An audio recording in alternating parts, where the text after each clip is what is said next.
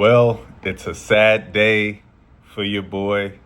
I was very wrong about all the games yesterday. The Warriors were able to squeak out a victory against the Grizzlies due to some of the worst coaching at an end of a game that we might have ever seen in playoff history.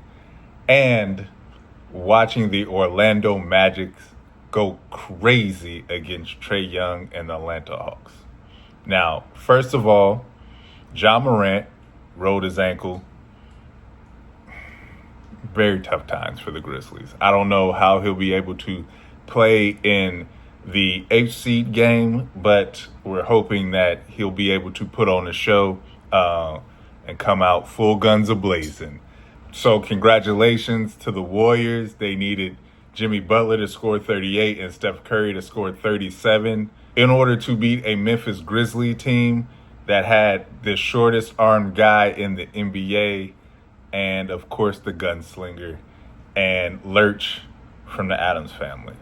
So congratulations to the Golden State Warriors. You win the grand prize of being able to play the Houston Rockets in the first round. We'll get into who I think will win that round tomorrow when, all the play-ins are settled. I want Trey Young investigated. I understand that Clinton Capella was out. I understand that Jalen Johnson was out. But if you watch this game, which I'm sure most people didn't, which I'm actually upset that I did, I want Trey Young investigated because I'm pretty sure he threw this game. If you haven't heard by now, Trey Young was ejected. But that wasn't even the worst thing that Trey Young did in this game.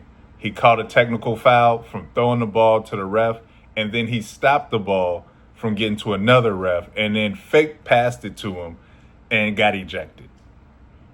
But he was out there doing the dumbest shots possible, trying to foul bait. It was disgusting.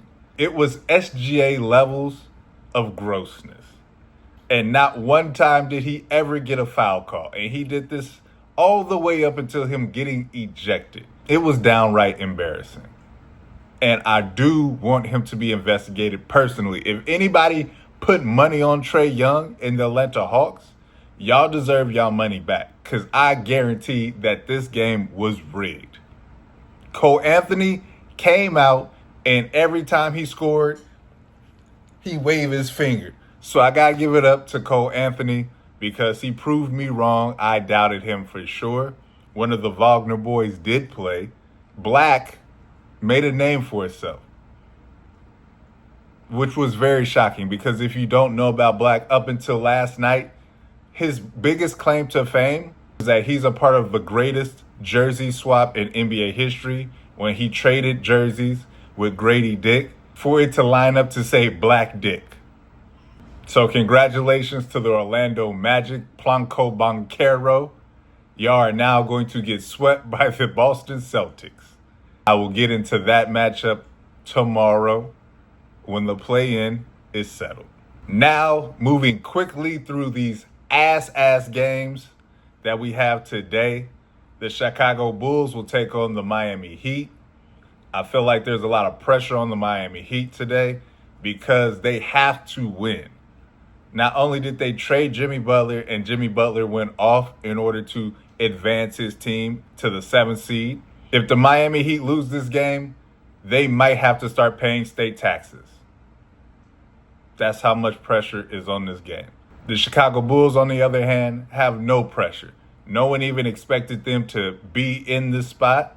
No one expected them to do anything this year. Once they got Josh Giddey, once Lonzo Ball showed that he could get up out of a chair, once they traded Zach LaVine, once Michael Jordan left Chicago, once Derrick Rose lost his knee, once Kanye West's school was shut down, Chicago has not been relevant. So my prediction is that the Chicago Bulls will come out on top. They got an athletic Tony Kukoc-like guy who says that he wants to be the greatest. They got the Gittler out there. Kobe White is out there. I just feel like they have a chance to match up with the Miami Heat very well. since Duncan Robinson plays zero defense, and we all know Tyler Hero could not guard a soul. Bam Adebayo is definitely eager to get to Asia Wilson, and I don't blame him. Go rebound for your boo. Moving on to probably the worst game in play-in history, Sacramento Kings versus the Dallas Mavericks. Now, if you don't know, if you've been under a rock, the Mavericks only have Anthony Davis, and that's it. So will he be able to make it through the game is probably the biggest question of this game. We know that he has only beaten Domantas Sabonis one time in his career. So that matchup is definitely going to Sabonis. Not to mention that the Sacramento Kings also have Zach LaVine and DeMar DeRozan, two players that I do not believe that anybody on the Dallas Mavericks could guard.